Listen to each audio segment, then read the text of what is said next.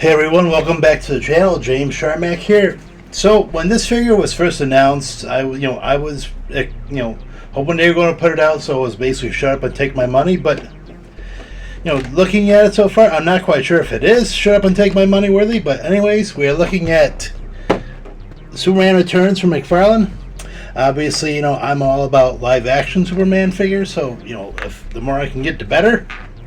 So anyways, I was looking forward to this for a long time. I was happy they announced it. So let's take a look and see if it's actually worth the wait.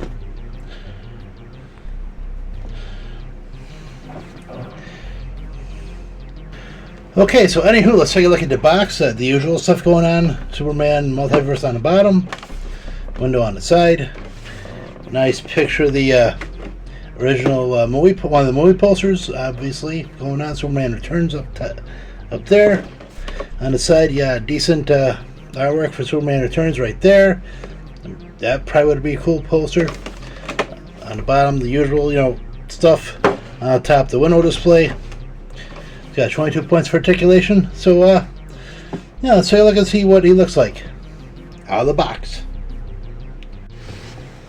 Okay, we have Superman from Superman Returns out of the package, looking pretty cool. Not 100% perfect, but most figures aren't, right? Still, I like how they made the S a bit bigger. I know it's not film accurate, but one of the biggest caveats I've had, and countless people have had, the symbol isn't large enough, and it's large. I was never a fan of the color scheme on the costume. I thought it was a bit muted, but it does match the movie, right? I do dig that. They actually have like the S's on the boots. Texture can feel a little bit, but I can feel a bit more on the previous figures that put out by Mattel. We'll get through those later on. Head sculpt, passable.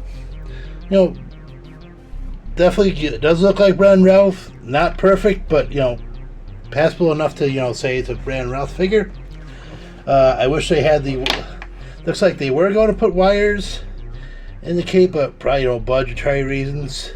But no reason why you can't put, or I can't put wires in there. But still, nice cloth cape. Belt looks pretty cool. Obviously, no, they didn't put it as it's on the back of the cape because, fun fact, they said it'd be too hard to do for a CGI, and yet they have it in the 2025 Superman. So figure that out. So pretty respectable figure. They could have probably done a little bit more, but he's not a big guy in the movie. He's like has that that build to him, so it is what it is. So accessory wise, you're gonna be disappointed. He doesn't come with pretty much anything really. Comes with the figure stand.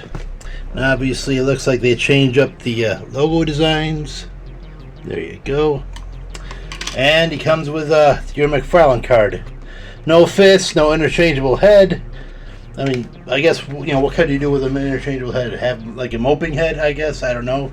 It would have been cool to have like some interchangeable fists. Maybe a shard of kryptonite or something. I don't know. But kind of disappointed that it's just a figure. But what are you gonna do, right? McFarlane Toys is winding down on a DC, so I guess beggars can't be choosers. Okay, let's take a look at his articulation. Standard McFarlane Toys articulation, am I right? So his head only goes back that far, goes forward that far, all the way around. It's got that butterfly hinge, so you can bend the arms back that far. Bend the arms forward. Turn the arms all the way around. Bicep rotation, double joint at the elbow, wrist rotation, back and forth. It's got a bendy diaphragm, can bend back that far with the waist articulation as well. Forward that far with the diaphragm and the waist. Rotation at both the diaphragm and the waist. It's got that diaper's really, sticking out. This was like a Speedo in the movie. Anyways, legs go apart that far, before and back about that far.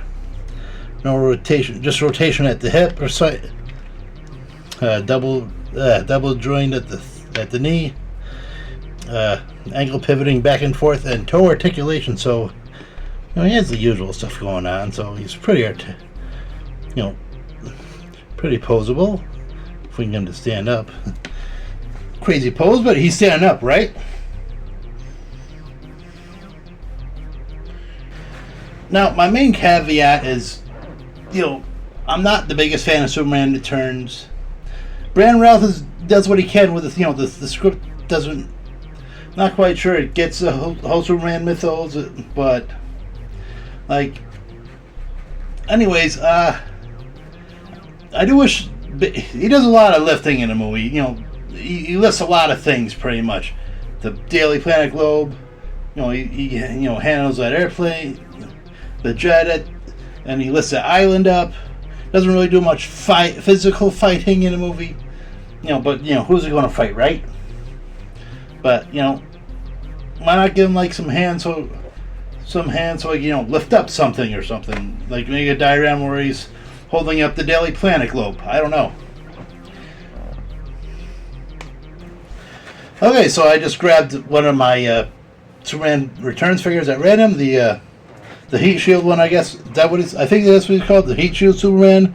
I know had his, the accessories. It comes like this dome that looks like he's flying through the atmosphere, causing heat shield. But anyways, as you can tell, this is more film accurate, small insignia. The face looks like Brandon Routh or Ruth or whatever you want to call him. I was really hoping he was going to go to Fan Expo Boston this year. Now it's never too late. People have been announced last minute, but it doesn't look like he's going to be there this year. I don't think I'm going to go. I might go, but let's see how it goes. Anyways, that's your Mattel figure. The standard was a 5-inch compared to the 7-inch figure. So starting off with, we have the OG Superman from '78. Obviously, if you don't know, Superman Returns is supposed to be a sequel to Superman 1 and 2 from '78 and '81. At least in America, it was in '81. I know it was released elsewhere in 1980, but obviously you can tell, different shades of color on the costume, different, whatever. I'm not a big fan of the color muting, so obviously we're gonna go with original Big Blue. Next up, we have him next to Justice League Superman, and that color goes real dark with that. Obviously, got dark blue, dark red in the boots and the cape. The S is kind of bright though, but there you go for you, the Cavill fans out there. And of course, we have the 2025 version, who looks kind of dwarfed compared to Superman Returns. I know Brandon Routh is 6'4", I think. David Cornsweat's a little bit shorter. I don't know. You can probably tell me in the comments below. But, there you go. Those are the entire live-action Supermen that are into my collection. Okay, so this figure's kind of a mixed bag. I'm happy to have the figure, but, I wish there was more going on with him. More, accessories and whatnot. Obviously, you've seen the other live-action figures. They've had accessories and flight stands, and, well, this, it just seems like, let's just do it for the fans and get it done with. I mean, I don't mind. I like the sculpt. It's obvious. Looks like it's an original sculpt. Texture, it's there, but, it doesn't really stand out like the Canada ones did. Head sculpts there, but, just seems like it was more. It seems almost like a rush job. I know it's a original sculpt. I'm pretty damn sure it is, but at the same time, it almost feels like a rush job just to get it out before they lose their license. But it is what it is. I'm still happy, but I would have liked to have seen more. And I've seen plenty of customizations, so maybe down the line, we'll see what happens. I don't know, but it's going to be a decent fit for the live-action collection, I guess, so there you go, I suppose. Anyways, you can find them online, probably. Secondary prices aren't too bad, so you could, if you really want them, you can get them. So that's what I thought of this figure.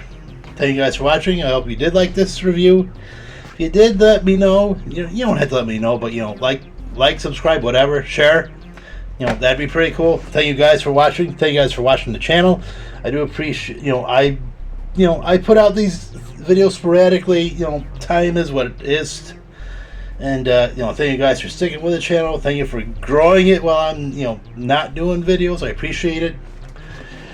I promise. This channel isn't stopping. It's just time is a funny thing for me. Anyways, my name is James Sharmack. This has been a Nerd with J&J. As always, keep on collecting and happy hunting.